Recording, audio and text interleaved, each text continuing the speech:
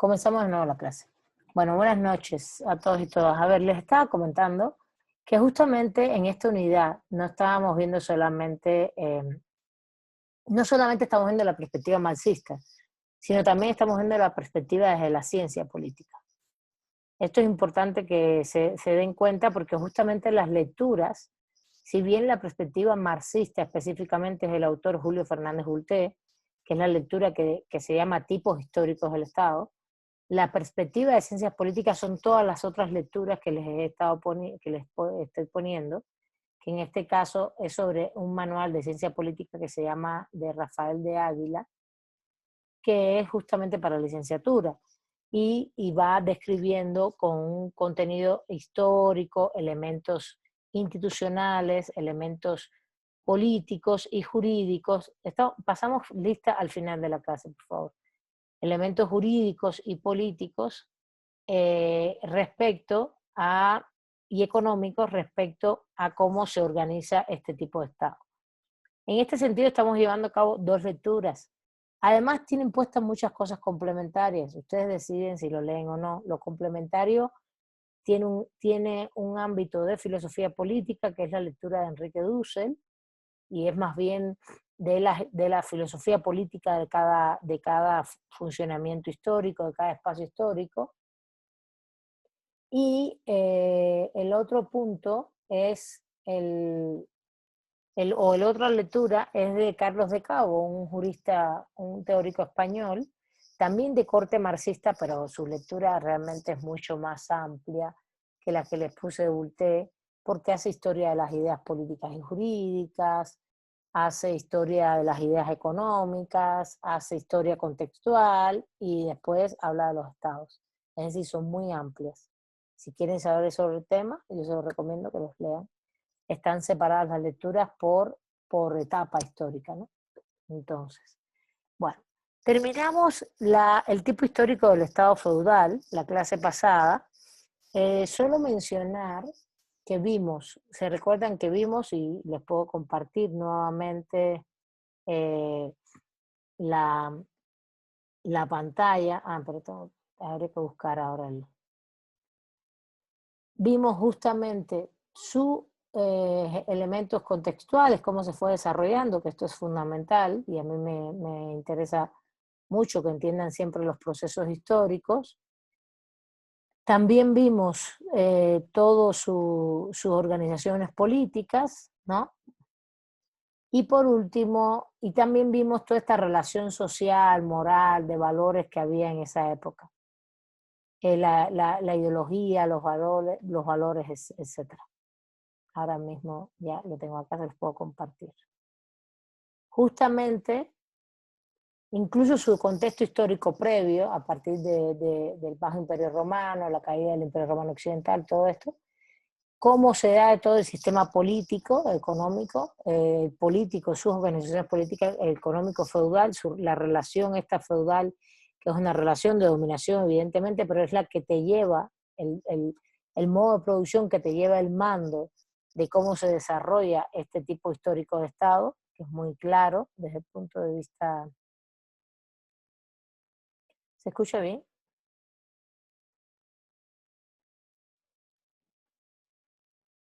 ¿Se escucha bien? Sí, maestra. Espérate. Bueno, se trabó por un momento, pero ya después ya se escuchó bien. Sí, es que me dijo que estaba inestable. Bueno, todas las organizaciones políticas, lo que implicaba esa relación política con lo económico, toda su relación económica, y entonces lo explicamos, la relación de servidumbre y vasallaje, que justamente el pacto de vasallaje es la esencia de ese Estado feudal, y los reyes primos inter pares, esa relación de protección, no solamente servidumbre, vasallaje y dominación, sino también de protección que implica la relación en sí. Las comunidades étnicas campesinas, que al final son, cuando digo étnicas no me refiero a pueblos indígenas, me refiero a comunidades originarias que son campesinos y están en las zonas rurales.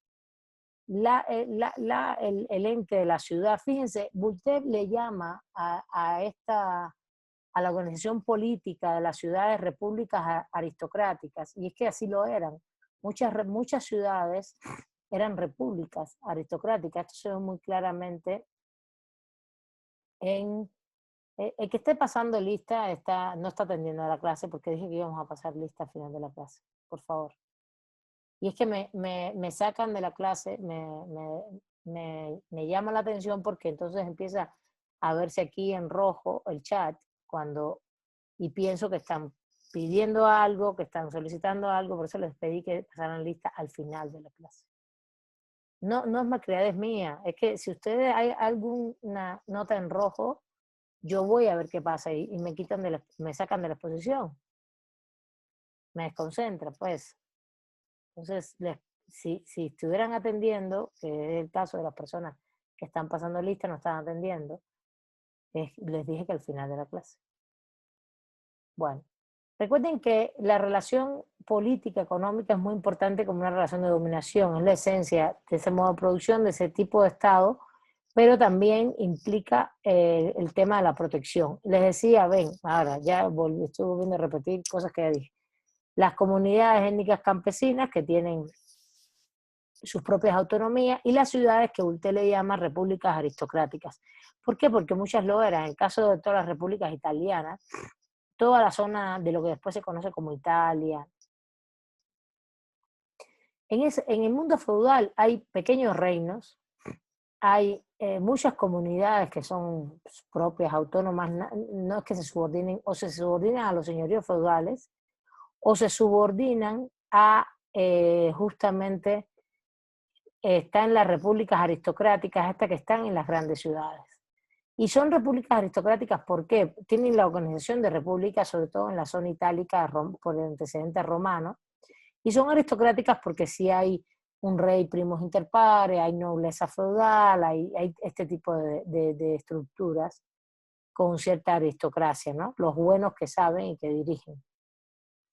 Y son sociedades de castas. Cuando hablo de sociedades de castas, es una sociedad de legitimidad religiosa. Esto también lo comentamos, de consanguinidad, de fundamento religioso, en el cual cada cual tiene una posición social según sus elementos. Quizás nos faltó comentar, y por eso estoy retomando un poquito, el tema, y todo esto tiene que ver con la ideología, los valores de la sociedad, etcétera, pero lo que voy a decir ahora es el tema jurídico. ¿Qué hay en el mundo feudal desde el punto de vista jurídico? Justamente lo que hay es una gran atomización política, jurídica. Si hay una gran atomización política, hay una gran atomización jurídica. El pluralismo jurídico es muy evidente en estas sociedades feudales. Siguen pasando listas. Dios santo, qué horror. Así están atendiendo, ¿no? Lo que hay es justamente, dan ganas de terminar la clase, la verdad. Porque, pues, ¿qué?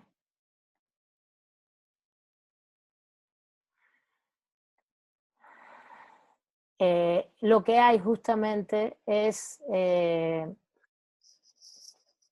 justamente lo que va a ocurrir y lo que va a pasar. Por favor, me gustaría que estuvieran sus cámaras, abran las cámaras,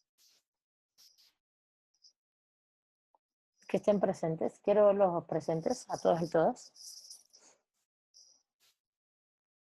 Estoy esperando que abran las cámaras para continuar la clase.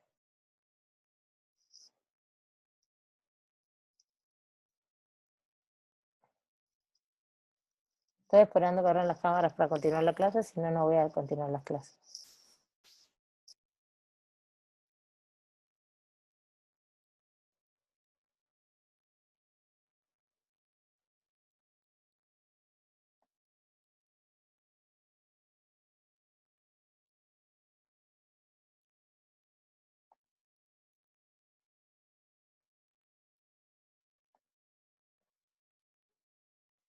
¿Ok?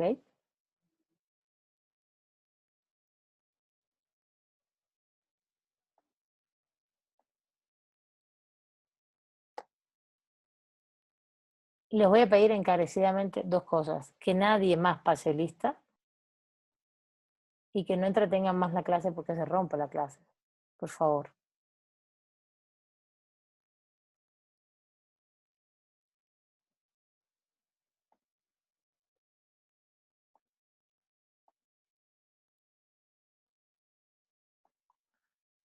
Para terminar el tema del Estado feudal, el tipo histórico feudal, lo último que voy a plantear es justamente el punto de que los sistemas jurídicos existentes eran muy plurales. Las mismas ciudades tenían sus estatutos, las comunidades étnicas tenían sus propios derechos consuetudinarios, el derecho canónico establecido desde la propia Iglesia, que era un derecho propio, más todo el derecho que del cual ellos se fueron apropiando en las relaciones civiles romanas. Este derecho no solo funcionaba en la Iglesia, también funcionaba en las ciudades, todos esos principios del derecho romano. Desde el punto de vista, los señoríos feudales también eran productores de lo político y lo jurídico, por eso Voltaire habla de esa dispersión política, pero también dice que son productores de la política y del derecho. En los señoríos feudales los señores feudales tomaban las decisiones, en los pequeños reinos se tomaban las decisiones acerca de lo jurídico y lo político. Aunque en algún momento existiera, evidentemente, principios de derecho común, que es algo que se van, hay una cosa que se llama el derecho común en el mundo medieval, que se ve muy claramente en el sistema feudal inglés, por ejemplo, que después se le llamó el common law, el derecho común, common law, y que tiene su razón de ser en unificar un poco toda esa dispersión jurídica, ¿no? En principios, en normas comunes, en lo que tenían de común todas, y unirla para poder tener un derecho un poco más unificado. Este derecho común también tiene expresión en la historicidad del medioevo europeo hasta cierto punto. Un primer ejemplo es el Imperio Carolingio, que les comenté como contexto en los años 800, que intenta hacer un imperio en una unidad política y jurídica, pero no lo logra. Y posterior a esto, pues hay unas escuelas, que esto más bien lo veremos en filosofía del derecho, que son las escuelas de los glosadores y posglosadores, que son escuelas jurídicas que funcionan en el centro de Europa, específicamente en Padua, Italia, y en Bolonia, Italia, donde hay unas universidades, donde se surgen las universidades medievales. Las universidades estas surgen en el medioevo, entre el siglo XI y XII, en el medioevo europeo, y estas universidades, que eran regidas por la Iglesia, acuérdense que las universidades estaban asociadas a las iglesias fundamentalmente, sobre todo la Universidad de Padua. La de Bolonia no, tenía un estatuto municipal, un registro municipal. Ahí había ya profesionales del derecho que se dedicaban a enseñar el derecho, eran monjes regularmente, pero estos monjes justamente lo que hacen, y en el caso de Padua es Irnerio, el monje Irnerio en la Universidad de Padua. La Universidad de Padua hoy existe en Italia, es de las universidades más antiguas del mundo. Y la Universidad de Bolonia también existe en Italia, es una de las universidades más antiguas del mundo. Ahí estaba el jurista Bartolo de Sassoferrato. Y esto lo que hacen es realmente pensar el derecho, lo reflexionan jurídicamente y pensar un derecho común basado en los principios del derecho romano. Entonces, estas cosas existieron, pero realmente había un gran pluralismo jurídico, una gran dispersión jurídica, que va a tener su clímax y su momento en la modernidad de intentar unificar los derechos o unificar determinados derechos asociados a determinados espacios territoriales. Eso es lo único que me faltaba por comentarles de este punto. Y vamos entonces al punto, al tema de hoy, que es ya la formación de los estados modernos y el surgimiento del capitalismo, de la modernidad y del capitalismo específicamente, vinculado y asociado al capitalismo justamente el surgimiento del Estado moderno, cuáles son sus características, para entonces posteriormente poder asociar todo esto a los primeros estados modernos, qué tipo de estado moderno es el primer estado, y después continuar al estado liberal, al estado social de derecho, etcétera, etcétera. Vamos a ver varios aspectos. El primer aspecto sería, voy a compartir un pizarrón.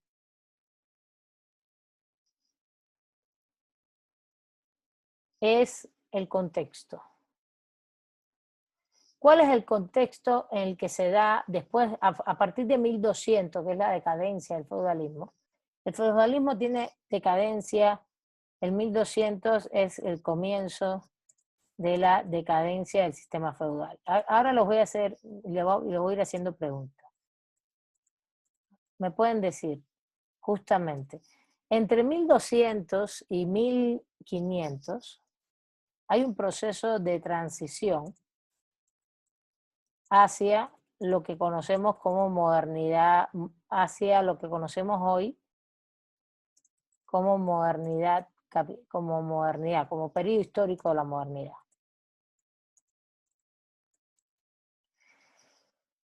¿Qué me pueden decir ustedes que ocurre más o menos en esos 300 años? ¿Qué es lo que va ocurriendo que hace que el feudalismo sucumba como sistema económico-político, vaya cambiando, sobre todo como sistema económico, y vaya surgiendo justamente la característica del sistema económico de lo que viene, que es el capitalismo?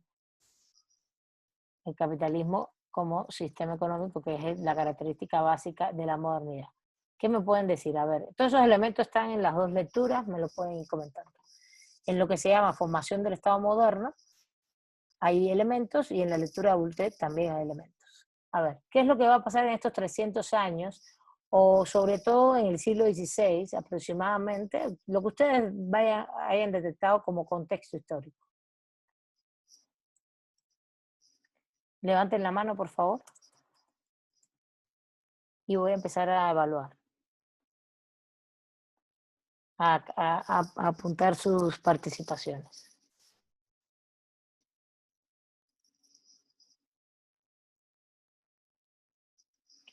Sigan sin leer. Terminando el lunes voy a poner el próximo examen. Así que el lunes no, terminando hoy voy a poner el próximo examen. Justamente. Y van a tener una semana para hacerlo. ¿Cuál es el contexto histórico de la modernidad, para que surja la modernidad capitalista? ¿Qué es lo que va pasando en esos espacios? A ver, para que surja en el siglo XVI la modernidad capitalista y ese Estado moderno. A ver.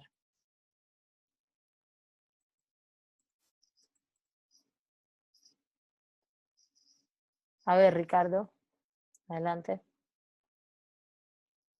Es que no había visto las manos levantadas, estaba yo viendo las manos levantadas. A ver, antes de Ricardo, disculpa Ricardo, Fernando. Sí, maestra, buenas noches. Bueno, pues en el feudalismo que va poniendo ciertas bases territoriales nada más en el espacio del feudo, finalmente es atomizado el centralismo. Luego la monarquía se va imponiendo poco a poco, dado que se contrapone el Papa y creo que la burguesía, ahorita me fue, maestra, pero creo que son dos elementos que se contraponen, que inclusive pelean entre ellos. Ya estamos hablando de la decadencia del feudalismo. ¿Cuáles son los procesos que se dan entre 1200, 1300, 1400? Sobre todo, ya hay un proceso económico que se va dando allí, y después, entre 1400 y 1500, hay toda una serie de procesos que nos dan el contexto para empezar la modernidad capitalista. El proceso económico quizá entonces pueda tener que ver con la recaudación de impuestos por parte de la monarquía, que finalmente se vuelve, pues de una manera voraz, empieza a imponer los impuestos ya a ciertas agrupaciones territoriales entre los feudos y las ciudades. Particularmente en las ciudades va imponiendo los impuestos la monarquía, porque se volvió la guerra, pues, un negocio, inclusive entre a ver, los Fernando, feudos, vamos los matrimonios, de seguir conservando. Vale, vamos a dar de la palabra a seguir Araceli. conservando. Ok. Porque lo que estás planteando, estás mezclando épocas, actores. A ver, Araceli, adelante. Yo recuerdo que espérame. Es que había quitado la cámara, maestra. Yo recuerdo que en la lectura nos habla de la teoría iusracionalista.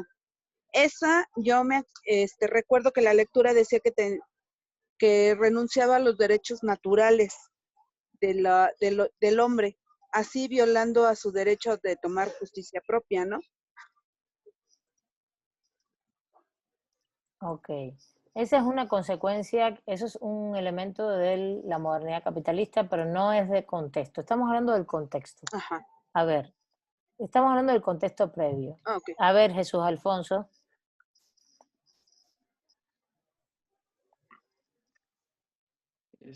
Sí, el proceso de transformación en la económicos se pasó de una economía agrícola, feudal y rural Okay. a una economía industrial, capitalista y urbana. Pero en 1500 es una economía industrial ya. En Europa, en algunas partes. En el siglo XVI. A ver.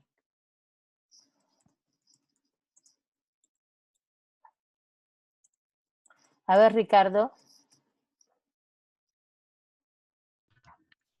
Sí, bueno, aquí indica la lectura que por las fechas que usted menciona, empieza a hacer la legitimación del poder, el rey, lo vuelve legítimo y lo vuelve más poderoso. En las relaciones políticas también ya dice que se abre camino en una Europa continental. Perdí el pedacito que había subrayado. No, no importa. Dice que aparte de esto, él decide sobre la guerra y la paz y dirige el ejército de la administración. En una palabra, en él reside toda la soberanía.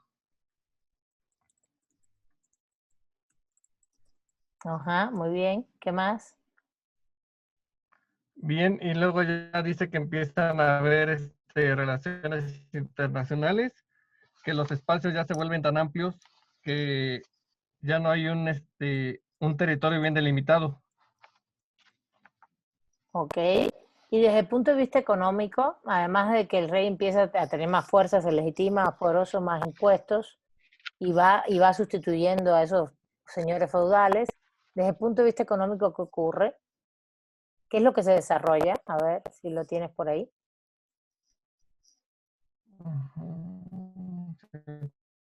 A ver, Viviana, si tienes el elemento, tomas de nuevo la palabra, Ricardo. Se empieza a crear la noción de un pacto social. No, todavía. Eso es hasta 1500. Vamos a ponerlo por acá abajo.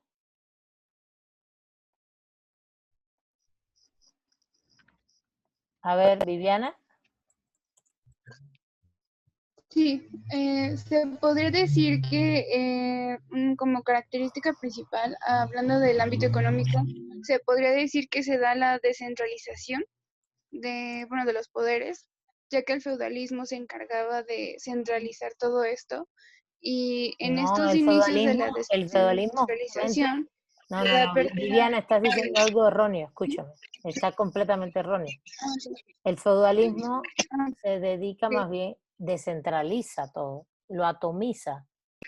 En todo caso hay un proceso de recentralización. Ok. Porque están muy confundidos, no es así. A ver, Fernando. La recaudación fiscal sí es importante para Sí. la monarquía y ahora que Aquí lo puse. se constituye, ¿no? A ver, el proceso, voy a exponer yo. El proceso que se da es un proceso de mercantilización. Lo dicen los dos textos muchísimas veces. ¿Qué cosa es la mercantilización? El aumento del comercio entre las diferentes ciudades, grupos, etc. Hay un proceso de mercantilización, es el famoso, la famosa economía mercantilista. Esta economía mercantilista se va desarrollando sobre todo entre los años, este contexto histórico tiene este periodo de 1200 a 1500, miren el pizarrón que les estoy poniendo. El rey se va adquiriendo más fuerza, se va legitimando, va cobrando más impuestos, el ejército, el tema de las relaciones internacionales, como decía Ricardo, pero todo esto es un proceso que se va consolidando y que tiene su cumbre en el siglo XVI, donde surge el Estado moderno. Pero justamente el gran proceso, y lo único que yo quería justamente que me comentaran, porque esto es justamente el tema económico. Justamente es el tema económico. ¿Por qué? Porque el tema económico es justamente todo el proceso que se va a dar para cambiar y morir ese sistema feudalista que es atomizado, descentralizado, disperso desde el punto de vista político y jurídico y económico, y se empieza a centralizar el poder en los reyes, justamente, en las monarquías, como dijo Fernando. Y este proceso es un proceso histórico que se da entre 1200, 1300, 1400, es un proceso de 300 años y que se va dando poco a poco. Por ejemplo, Castilla y Aragón en España, el reino de Castilla y Aragón no es un reino que comienza en 1492, sino que tiene su cumbre en 1492 y comienza mucho antes. En Inglaterra también se menciona los Tudors en 1400 es la monarquía más fuerte que hay en toda la Europa, en este caso la anglosajona, no la de las islas, ¿entienden? Exactamente lo que dice Hilaria, el florecimiento de centros mercantilistas y artesanales entre los reyes y las ciudades. Hay un florecimiento de una sociedad mercantil y artesanal, eso lo dicen los dos textos. Justamente, y esto provoca que realmente el sistema feudal vaya perdiendo fuerza, porque es el comercio el que le da el traste al sistema feudal. ¿Dónde están esos centros mercantilistas? En las ciudades. ¿Y con quién comercializan y mercantilizan? Con otras ciudades, con otros espacios territoriales, etcétera, etcétera. ¿Quiénes también participan? Los reyes, claro que también participan, claro, también. ¿Y quiénes más? Pues la nobleza feudal. Pasa de ser rural, esa economía agrícola que bien comentaste por ahí, creo que fue, no, ahora no recuerdo, Jesús Alfonso fue, que comentó justamente que pasaron de una economía agrícola exactamente a una economía mercantil, pero no era industrial, era mercantil, en la industrial del siglo XVIII. Y todo esto provoca la caída del sistema feudal. El sistema feudal no es disperso, es descentralizado, y lo que hace es empezar a concentrarse justamente el sistema político y económico alrededor de las ciudades, que son justamente centros mercantiles y centros comerciales, y los reyes empiezan a tener gran poder porque empieza a haber una pugna entre el sistema regio y los comerciantes y la nobleza feudal, y empiezan a surgir estas cosas que se llaman las sociedades cortesanas. Son sociedades cortesanas. Vamos a ponerlo aquí debajo. Sociedades. Espérate un momentito. Los momentito. testamentos sociales, ¿no? Espérate. Los estamentos sociales, la sociedad estamentaria es una sociedad feudal, no moderna. La sociedad estamentaria ya la vimos, es la sociedad de castas que comenté. Entonces, este es el contexto que da el traste con el sistema feudal.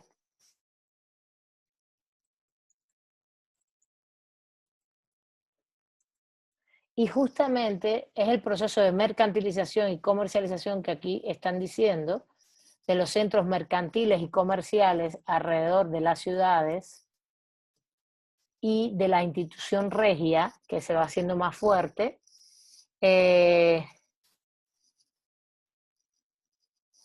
Y justamente lo que va a pasar es que va conformando las bases del Estado, de la modernidad capitalista. La modernidad es capitalista por excelencia. La modernidad es un periodo histórico y es capitalista por excelencia desde el punto de vista del sistema económico. Y va a dar al traste o a hacer que surja el Estado moderno. El Estado moderno. Lo voy a poner aquí debajo. Porque justamente todo esto que hablaron de pacto social y todo eso viene un poquito después. Entonces, ¿qué tenemos en este contexto histórico? A ver, Ricardo dice, se crean instrumentos de gobierno y administración a gran escala, la administración burocrática, el aparato fiscal y la diplomacia permanente. Exactamente. El Estado moderno, esas son sus características, justamente, es gobiernos a mayor escala, por tanto el territorio se empieza a delimitar mucho más, con una administración burocrática, burocracias, y vamos a poner burocracia, fiscalidad y diplomacia, es decir, relaciones internacionales. ¿De qué estamos hablando aquí? Pues justamente de las características fundamentales del Estado moderno: territorio, población y poder coactivo, coercitivo, vinculado a un ejército centralizado. Ese es el tema. Justamente ese es el tema, no más que eso.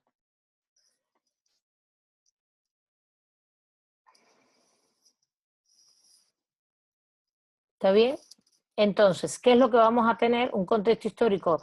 Lo único que me interesa del contexto histórico de 1200 a 1500 es justamente el proceso de mercantilización y comercialización en las ciudades, que es el que da el traste con el sistema feudal. Este da el traste con el sistema feudal. Y justamente aquí empieza todo el proceso de la modernidad, en el siglo XVI. Siglo XVI es 1500, ¿no? 1500. Y lo que va a pasar con el Estado es esto, que empieza a hacerse cada vez más poderoso el rey, con impuestos, ejércitos, relaciones internacionales, lo que habían dicho, la sociedad es cortesana, la nobleza feudal pasa a esa sociedad cortesana, pero no solo la nobleza feudal, también todo lo que son comerciantes. Pasan a todo este estatus. Ahora, todavía no hemos llegado al mundo, ¿cómo se dice?, industrial, ni mucho menos, para nada. Y lo que va a ocurrir es que se van a desarrollar, se va a ir originando el Estado moderno, este Estado moderno que estoy intentando abrir aquí porque no lo veo.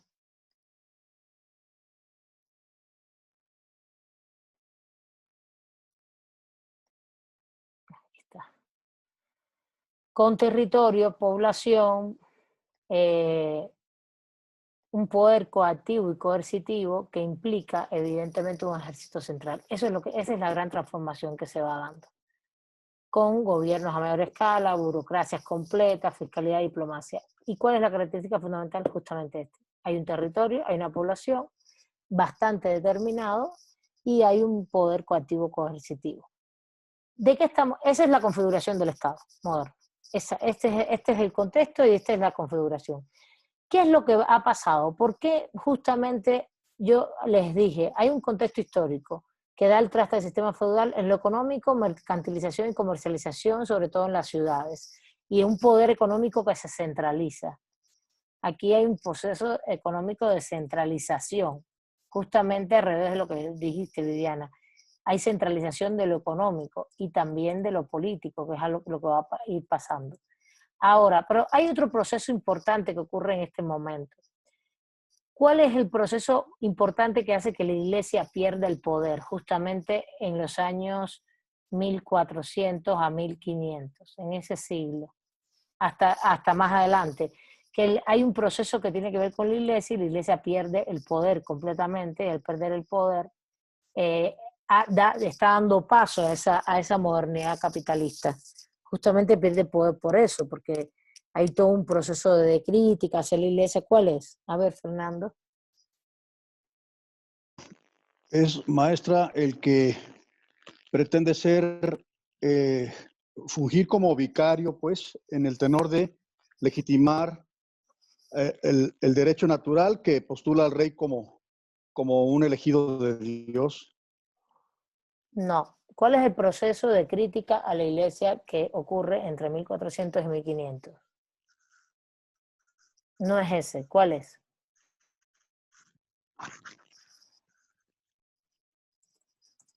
A ver, cierra el micrófono si no sigues hablando porque hay ruido. Protestante.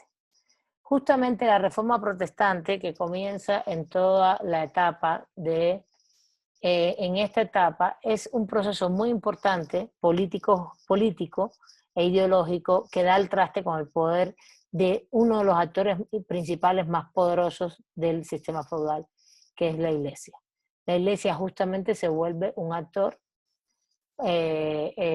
disputado, corregido, criticado en el centro de Europa a partir de sus propias decisiones, no solo despóticas, sino también todo su poderío económico y político. La esencia de la reforma protestante, llevada a cabo por Lutero, por Calvino, y muy criticado por muchos actores sociales en toda la Europa continental, e incluso todo 1400 en Inglaterra fue muy criticada la Iglesia cristiana porque era uno de los centros de sujetos políticos, y justamente como era tan fuerte políticamente, justamente la contradicción principal de la Iglesia es con los reyes primos interpares, que ya eran mucho más fuertes. La dinastía de los Tudor tuvo un enfrentamiento tan fuerte con la Iglesia del papado y la Iglesia cristiana durante todo el siglo XV, en 1400, no el siglo XVI, el siglo XV, que hace generar la Iglesia anglosajona. Ellos son los primeros que crean su propia iglesia, la Iglesia anglicana, haciendo un proceso de ruptura con la Iglesia cristiana y el Vaticano. Eso es en 1400. Y esto ocurre durante todo ese siglo. Por favor, Laura Campos. No, bueno.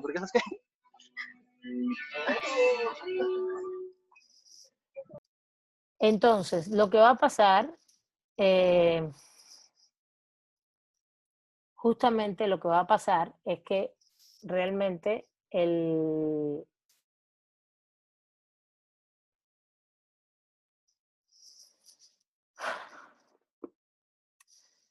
la reforma protestante va a dar al traste con ese poderío de la Iglesia. Va a ser el proceso justamente que va a delimitar, dar al traste con ese poderío de la Iglesia. ¿Por qué? Porque se le hace una crítica económica y política. ¿Cuál es la crítica? Justamente que la Iglesia no se dedica a lo que tiene que dedicarse. ¿A qué se tiene que dedicar la Iglesia cristiana? A dar, a ofrecer el mensaje de Dios, y se dedica a ser un actor político y económico, a recaudar impuestos, a conseguir más y más tierras, a disputar políticamente esos espacios económicos, y de esta manera justamente sí, tenía un poder, como dice Giovanni, tiene un poder sobre todas las esferas de la vida. Son 200 años en los que ocurre la reforma protestante, son entre 1400 y 1500. Tiene un poder fuertísimo hasta que la iglesia se fragmenta. ¿Se fragmenta en cuáles? En las miles de iglesias que conocemos hoy. La iglesia, me refiero dentro del mundo cristiano, todo empiezan los ingleses con la iglesia anglicana, y esto se va fragmentando en diferentes iglesias evangélicas, protestantes, etcétera, etcétera, que justamente rompen con el papado del Vaticano como autoridad central. Estamos hablando del contexto de lo que está ocurriendo. El otro elemento muy importante de esta etapa, ya se los voy a decir, es la conquista de América. La conquista de América, Alexandra, sigue adelante.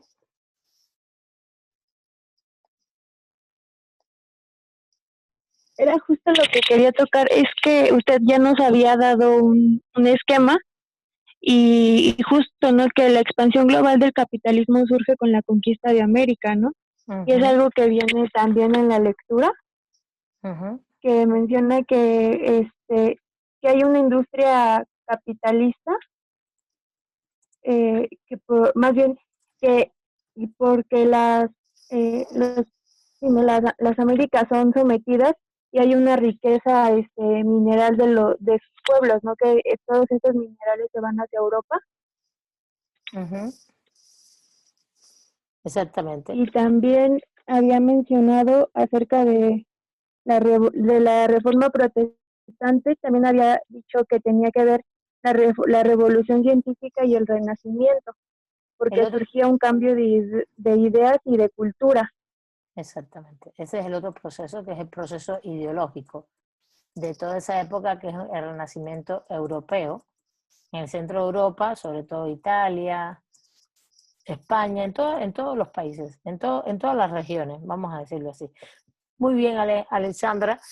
Justamente este es el contexto en el cual se va dando todo el proceso de la modernidad capitalista.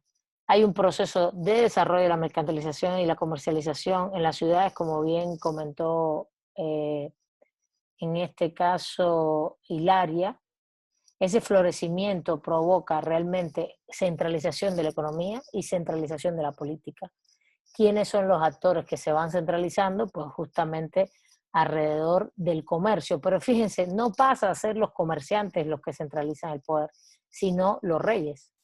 Los reyes primos inter pares son los que van adquiriendo el poder y los que se van legitimando, porque justamente la legitimidad devenida por el poder divino no se rompe.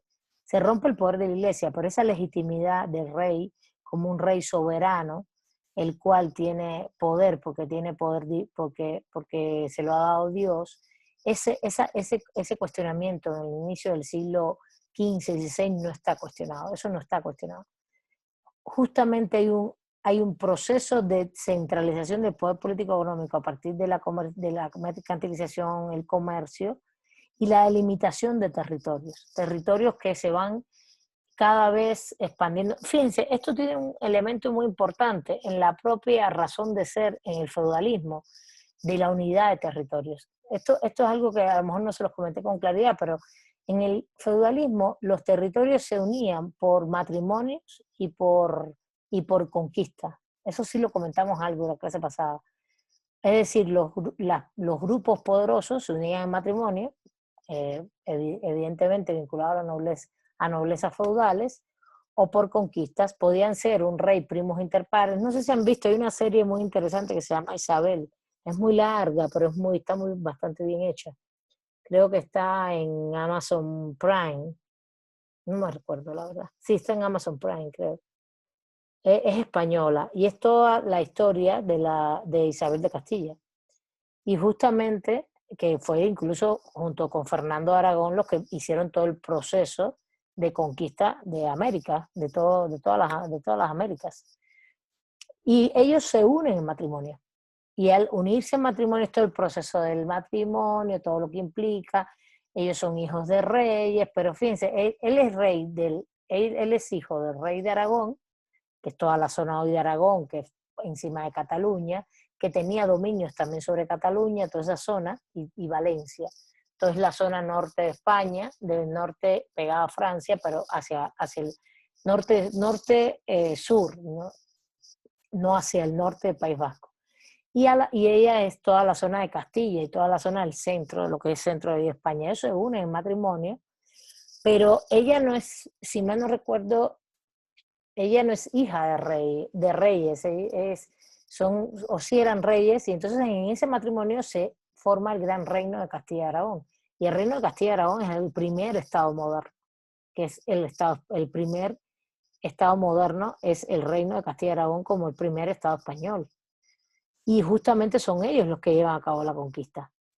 Claro, esto siempre hay una serie de fricciones y tensiones con el rey en Francia, un rey que ya era bastante fuerte en Francia, pero había también pequeños reinos y grupos en diferentes lugares de todo el espacio europeo que no tenían tanta fuerza.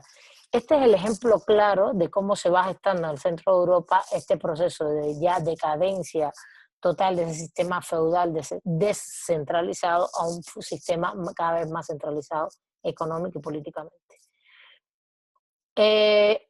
Ahora voy allá, perfectamente, Alejandra. Muy bien.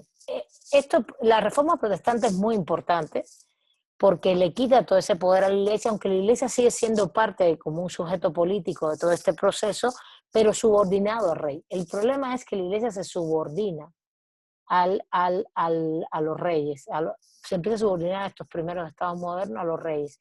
Y el otro punto es, la conquista de América condiciona la expansión global del capital de ese proceso mercantil. Estamos hablando de mercantil y de extracción de recursos naturales, de extracción de mano de obra, que es muy incipiente, que es lo que se llama el capitalismo la acumulación originaria del capital.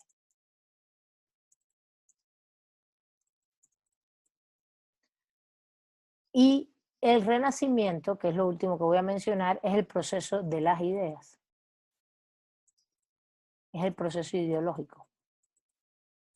Y el proceso ideológico es muy importante porque incide en las artes, en las ciencias, en todo el conocimiento, en las humanidades, y hay un retorno al mundo grecolatino, a la experiencia, a lo que ocurre en las realidades, a la racionalidad.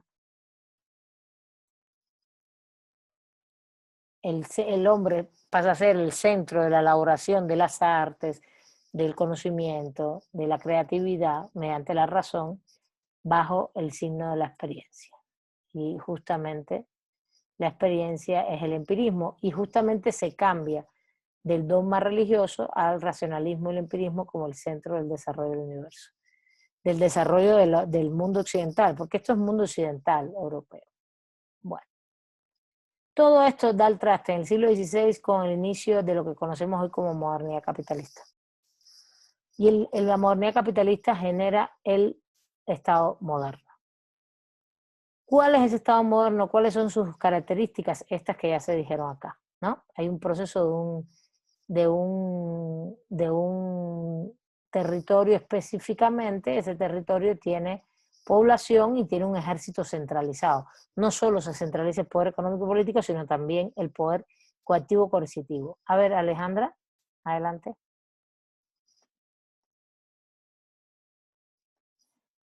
Tengo nada más una duda. Usted también había mencionado que se cambia la relación de los gobernantes y los gobernados. ¿Eso tiene que ver con la legitimación del rey, que ya está aquí en el recuadro? Sí, eso viene con las ideas políticas. Y ahorita vamos a hablar de esas ideas renacentistas. Vamos a ponerla acá. Vamos a terminar este punto, porque justo es lo que habían ya mencionado, pero lo voy a poner en otro recuadro aquí al ladito. A ver, espérense, que es lo que mencionó el tema del pacto social, el tema del racionalismo, que tiene que ver con el derecho, que fue lo que mencionó Araceli.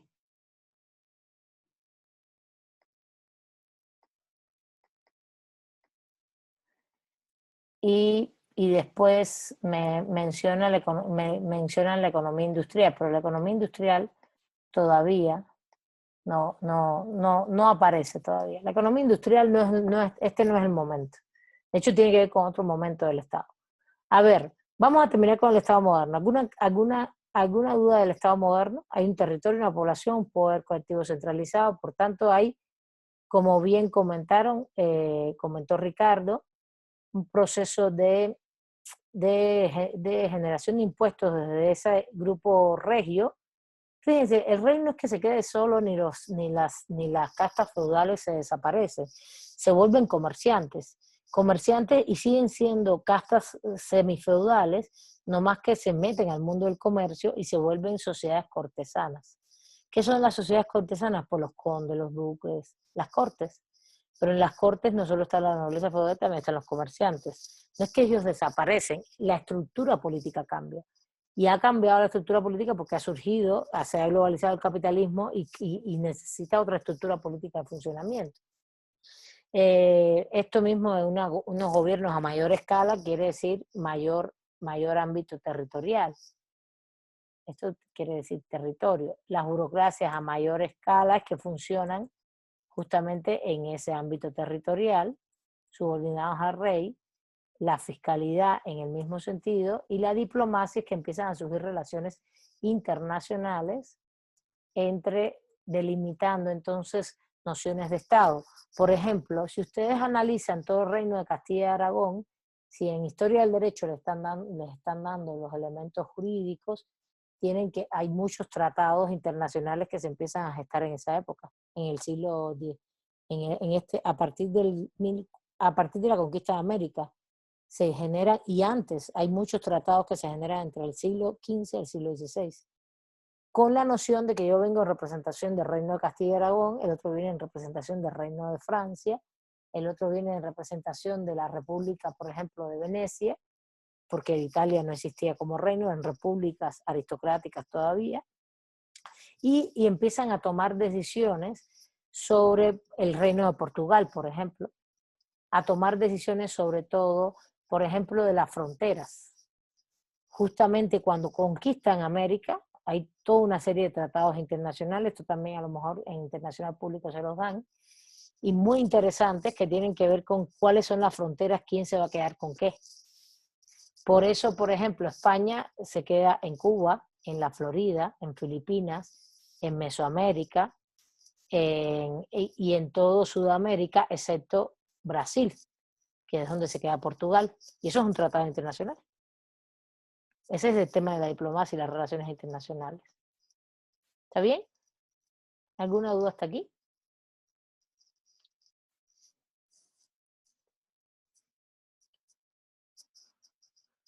Bueno, en este sentido, después lo que va a ocurrir es, vamos al punto de lo que preguntó Alessandra, que es el punto de, Alessandra pregunta, ¿y qué pasa? Alessandra, ¿me repites la pregunta?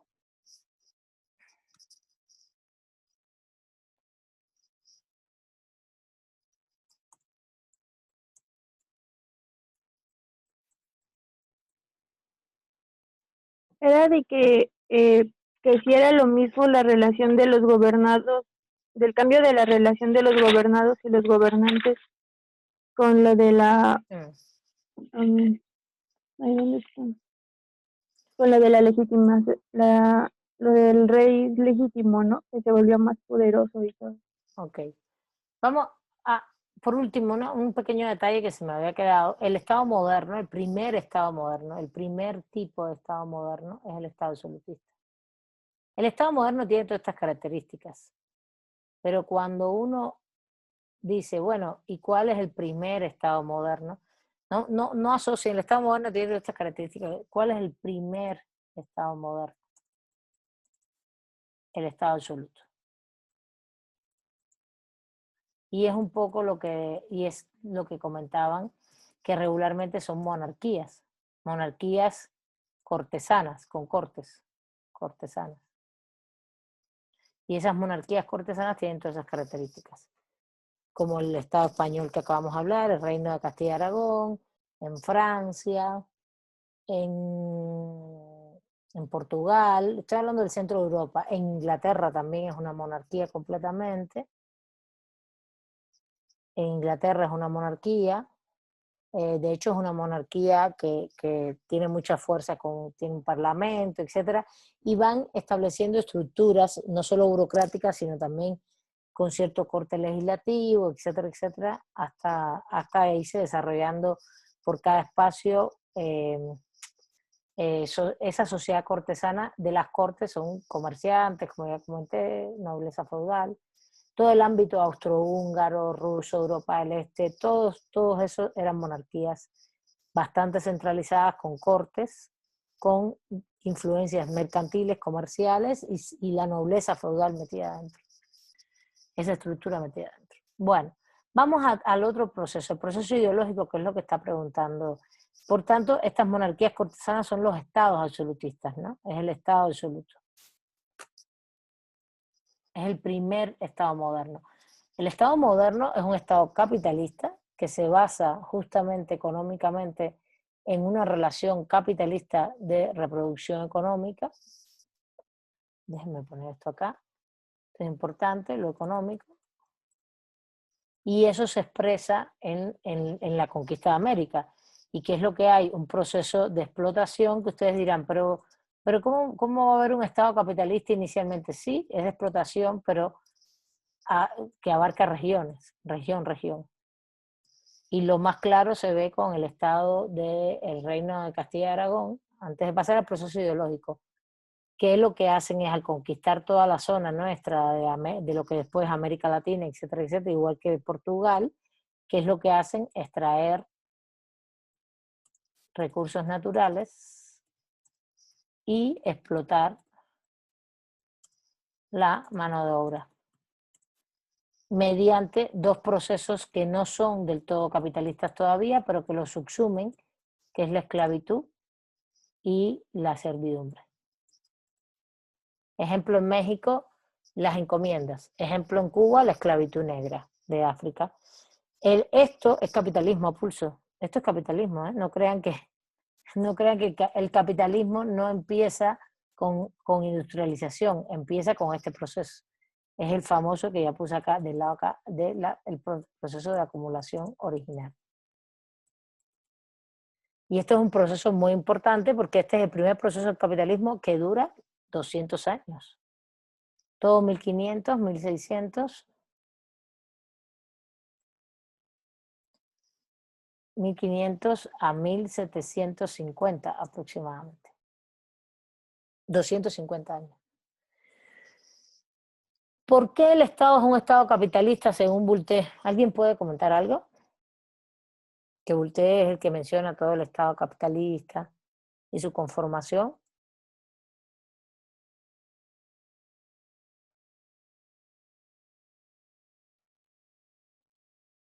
Bueno, el Estado es capitalista por lo que acabo de explicar, justamente por la extracción de recursos, porque este Estado absolutista que está descrito acá en el pizarrón de la parte baja izquierda, es un Estado que funciona en función de este sistema económico.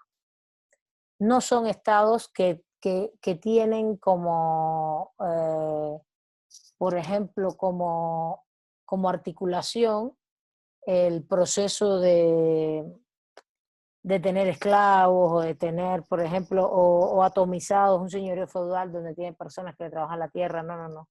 Es un estado que ya lo que le interesa es un proceso de dominación de otros espacios territoriales. Por eso es la conquista de América. Y fíjense, esto es una articulación que se da en un sentido propio de las ideas de la época.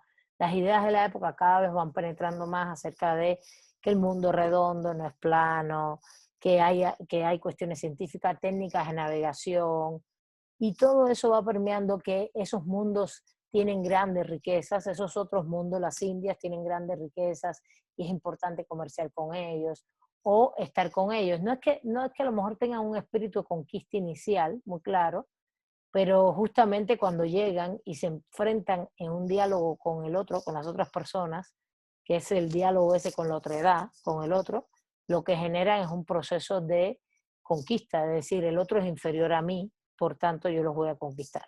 Ese es el tema.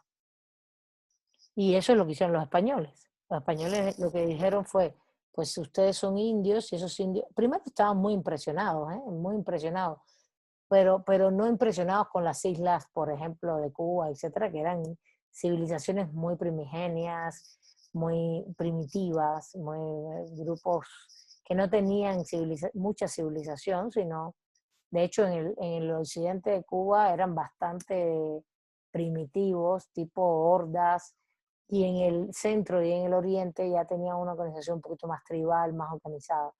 Pero cuando llegaron justamente a México y al mundo incaico en Perú, sí fue impresionante lo que ellos vieron como civilización. Y justamente inicialmente hay un cierto respeto por esa civilización. Ahí están todos los documentos que se escribieron en esa época al respecto, ¿vale? Pero después de esto hay un proceso de conquista. Hay hipótesis históricas. Se plantea que la conquista que tiene que ver con Tenochtitlan, eso el año que viene se va a discutir mucho, es un proceso de autoconquista. ¿Por qué? Porque los pueblos internos hicieron posible que el factor externo fuera dominante, producto de las contradicciones internas. El famoso tema de los tlaxcaltecas, etcétera, contra los aztecas, ¿no? Contra Tenochtitlán. Esas famosas contradicciones entre grupos que unos dominaban a otros, vieron la oportunidad en el agente externo de quitarles el poder a Tenochtitlan. y por eso se lo provocaron, pero lo que pasa es que generaron el poder hacia el conquistador, no hacia ellos. Y eso es toda una serie de elementos, pero yo creo que es multidimensional, ¿no? Que poco a poco los españoles vieron la fortaleza en territorios, en población, en adelantos, en cosas que podían tener acá, porque vinieron también con el espíritu de que le otorgaran tierras, que los hicieran gobernadores, eso estaba muy claro también, que los hicieran actores políticos, no sé, eso al principio inicialmente no, pero justo al año, 2 años, enseguida esto se ve y ocurren todos estos procesos.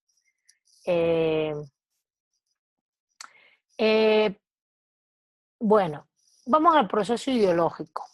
Proceso ideológico que tiene que ver con esto que plantea Alessandra de la revolución científica y del renacimiento. Es un proceso, el renacimiento es el proceso en general, ¿no? ¿Qué es lo que se genera aquí? Toda una serie de ideas que las describe bastante bien Voltaire en su texto y la han leído en Bobbio, que tiene que ver las ideas del inicio de la modernidad. ¿Cuáles son esas primeras ideas? Pues ahí quienes tentamos. Thomas Hobbes, por ejemplo. Thomas Hobbes. Es uno de los primeros, y Maquiavelo. Estos dos actores son de los años 1500, busquen la fecha para que vean. Estamos hablando del siglo XVI. Y los dos desde lugares diferentes. Thomas Hobbes desde la realidad anglosajona, que es una monarquía, la cual tiene conflictos con la Iglesia cristiana, pero que expresa perfectamente para él todos esos conflictos y los conflictos externos, la idea de pensar cómo podemos gobernarnos. Escribe el famoso Leviatán, donde lo que expone es el pacto social, su primera idea de pacto social, que no es otra cosa que un pacto entre subordinados, y aquí empieza esto que comenta Alessandra, la relación de cambiar la relación de subordinados y gobernantes, ¿no? En el caso del pacto social de Thomas Hobbes, lo que él plantea justamente es que los subordinados, los ciudadanos de la civis, van a delegar en el Leviatán, que es el gobierno, su soberanía, la soberanía. La van a delegar en ellos, y aquí surge también, ya empieza el debate de la soberanía, que es otro de los elementos fundamentales de la teoría del Estado y la teoría política. ¿Qué vamos a hacer? Delegar en el Leviatán la soberanía. Pero el Leviatán tiene legitimidad por Dios, como bien dijo Alessandra. Eso ya lo leyeron en la primera unidad, varios elementos ahí que siempre fue acotando Bobbio, pero hoy por hoy, si ustedes quieren hablar del Estado moderno y dónde comienza todo ese proceso de diálogo de los conceptos como pacto social, gobernantes y gobernados, vamos a ponerle gobernados mejor, para que se vea. Justamente empieza con estas teorías como la de Thomas Hobbes sobre el pacto social y el Leviatán, que tenía legitimidad en Dios. Por otro lado está Maquiavelo, que Maquiavelo está en la zona de Italia, en la península itálica, en las repúblicas italianas. Por tanto, no habla de monarquías Maquiavelo, está pensando en las repúblicas y en el quehacer de la política. Y para él, evidentemente, lo que hace es un proceso de instrumentalización. No es quién tiene la soberanía ni quién tiene que hacer el pacto social, sino cómo debe funcionar el gobierno para que sea legítimo y para que cumpla sus fines. Ese es el famoso, y de hecho Maquiavelo es un defensor de la república por encima de todo, no de las monarquías.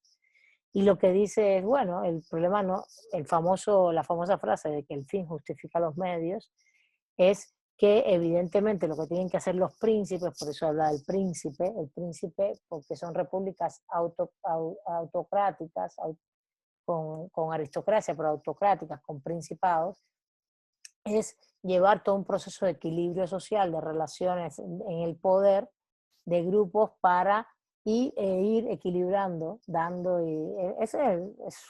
Maquiavelo es un genio en el arte de la política, que es lo que se hace constantemente, es como hay grupos diferentes, hay disensos, y cómo generas consenso, pues A unos le ofreces una cosa, a otros le ofreces otra, y vas equilibrando los poderes de los grupos siempre para que haya gobernabilidad. Es eso. En ese contexto también, desde el punto de vista del derecho, se da otro fenómeno,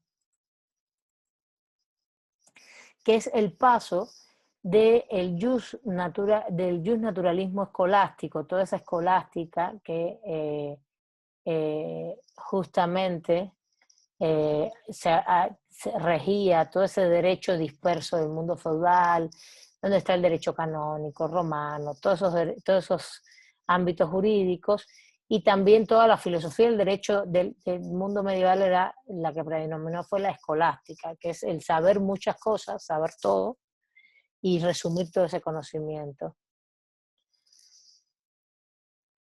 El fin justifica los medios no solo para llegar al poder, también es el desarrollo del poder, justamente, Patricia. Es para desarrollar el poder. Para mí, incluso esta cosa del maquiavelismo es una tergiversación de Maquiavelo. Para mí, el maquiavelismo es una tergiversación hoy de la teoría política sobre Maquiavelo. Realmente lo que él está tratando, por un lado, es de describir cómo puede haber ese equilibrio, no solo en el acceso, sino después en el desarrollo del poder. Y lo otro que hace es defender la república y esa gobernabilidad, ¿para qué la quiere? Esto es muy importante, porque tú dices, bueno, la quiere para tener poder. No, no, es lo que se está defendiendo, por sobre encima de todo. Maquiavelo lo que quiere defender son las repúblicas italianas frente al poder del Estado del Reino Español. El Reino de Castilla y Aragón, que cada vez se expandía más por toda Europa. Recuerden que ellos no solo vinieron a América, ellos, si ustedes leen bien el desarrollo del Reino de Castilla y Aragón, Fernando se va a conquistar zonas de Francia y zonas de la península itálica. Hace varios procesos de conquista y se mete, y tienen que ceder en ciudades que eran ciudades republicanas.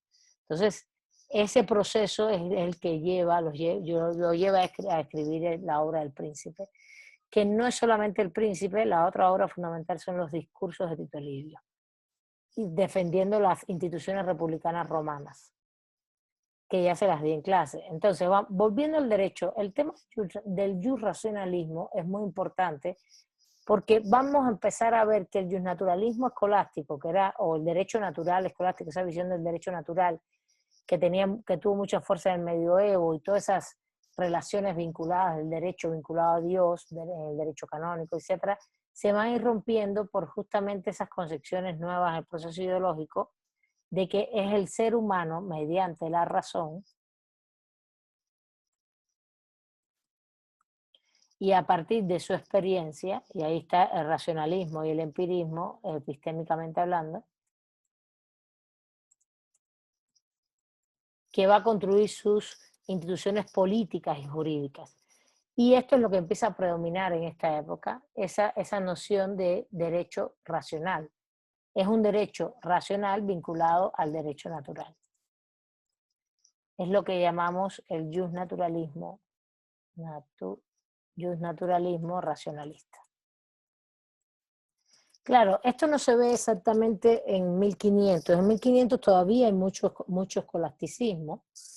Está la famosa Escuela de Salamanca, que es una universidad hoy. La Universidad de Salamanca es una de las universidades más antiguas y más bellas de España.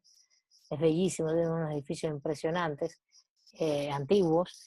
Y justamente en esa Escuela de Salamanca se dan a dar los primeros desarrollos jurídicos del derecho de conquista, justamente, con Francisco de Vitoria. Y eso todavía está bastante impregnado de la Escuela de Salamanca, está bastante impregnada de jusnaturalismo escolástico. Son Francisco Suárez, Francisco de Vitoria, por ejemplo, pero también por otro lado está Bartolomé de las Casas, Antonio de Montesinos, acá en las áreas de conquistas. Y la verdad defienden cosas muy diferentes los grupos, cosas muy, muy diferentes desde el punto de vista jurídico.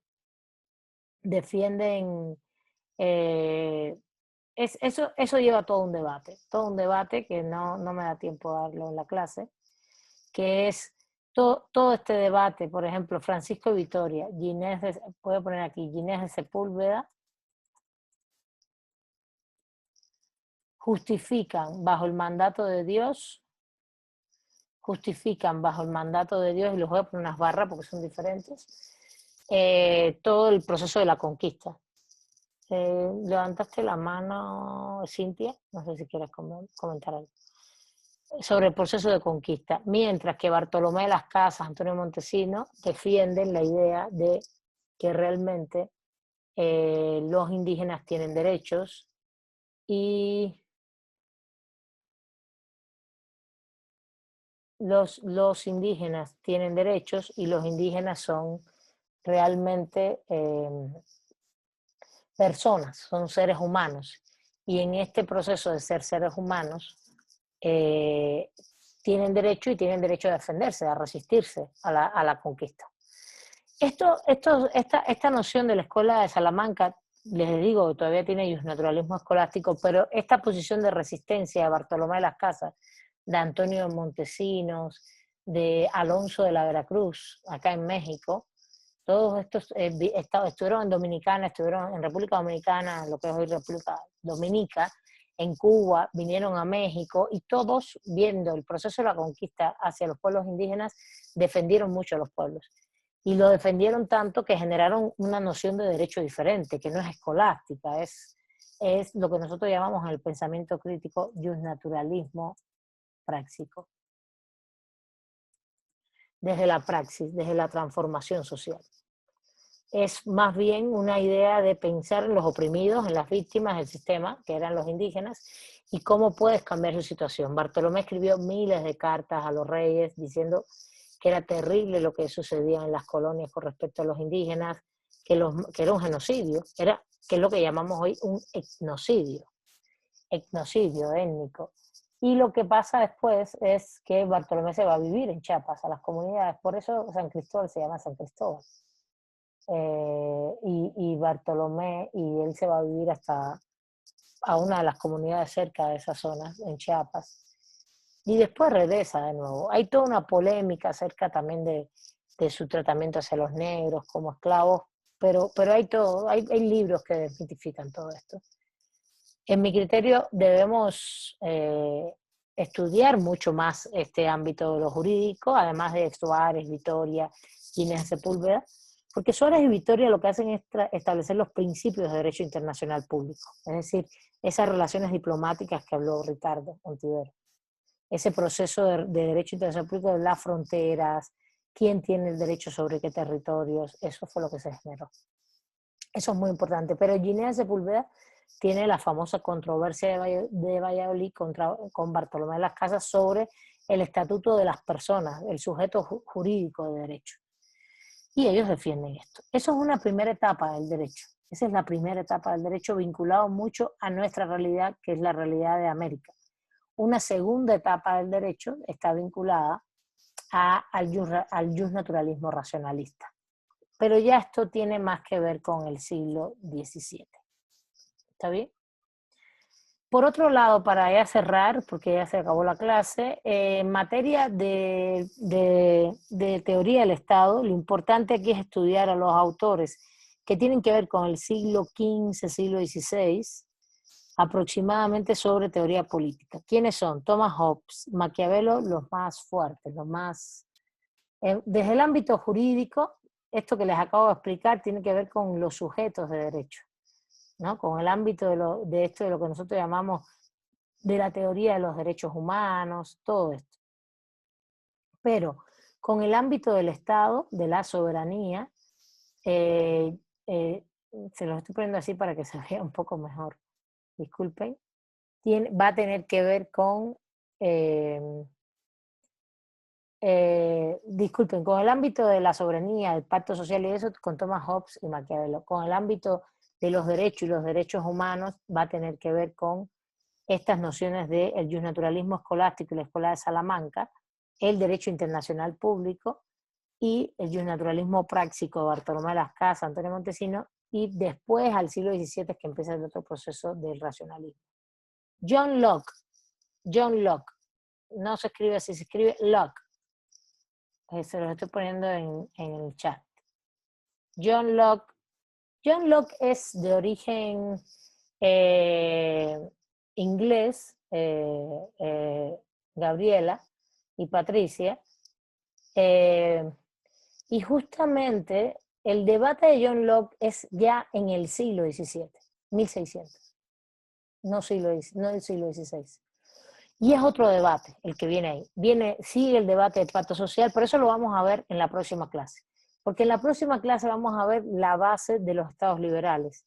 Y justamente viene todo el proceso de la Ilustración. Pero bueno, yo diría y estaría de acuerdo en que pongamos al siglo X, ponemos al siglo XVII aquí como un proceso de transición de las ideas, sí, yo estoy de acuerdo. Siglo XVII, fíjense, es 1600. Es 1600.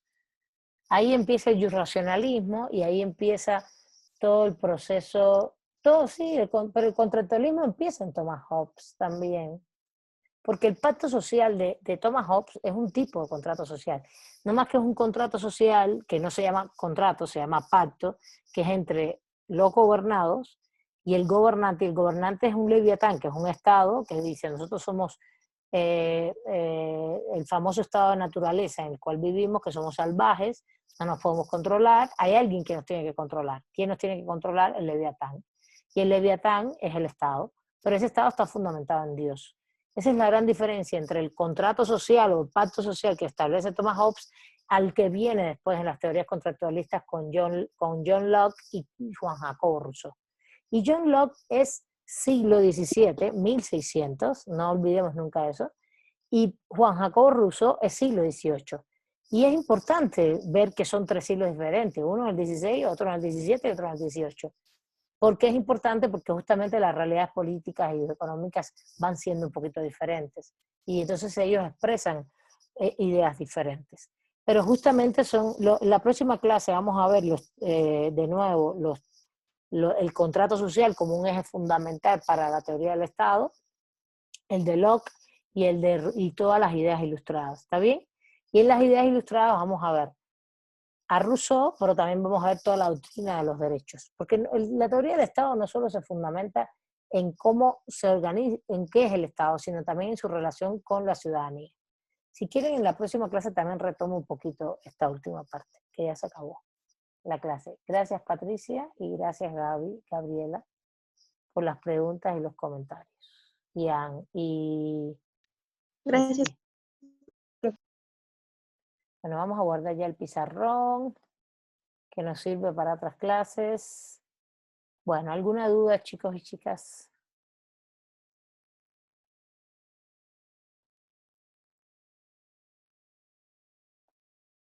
¿Alguna duda? Pueden pasar lista en el chat. Y ya con esto cerramos la clase.